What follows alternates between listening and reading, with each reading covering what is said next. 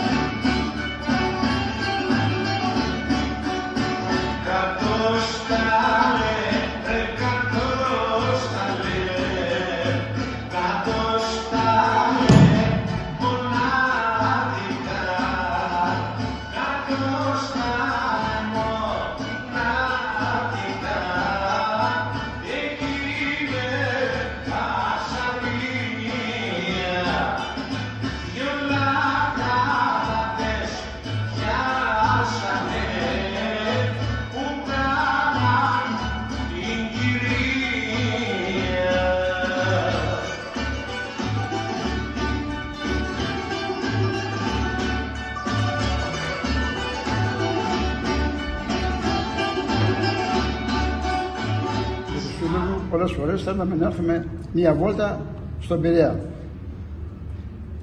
Ο περίπατος που κάναμε στην Νίκαια ήταν στους δρόμους πάνω κάτω, εκεί σε κάποιο κεντρικό δρόμο που κάναμε τις βόλτες μας.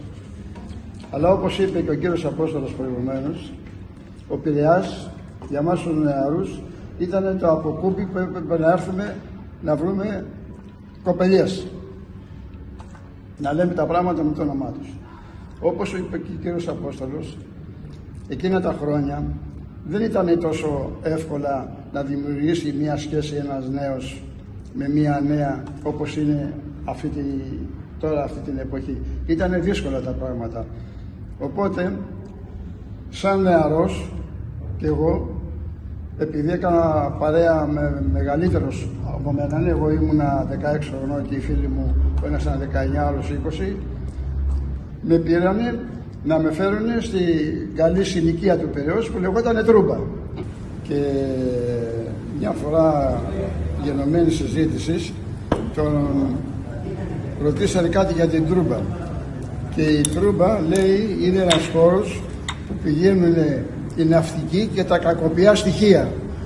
Και του λέει, καλά, η ναυτική κακοποιά στοιχεία, σχήμα λόγου.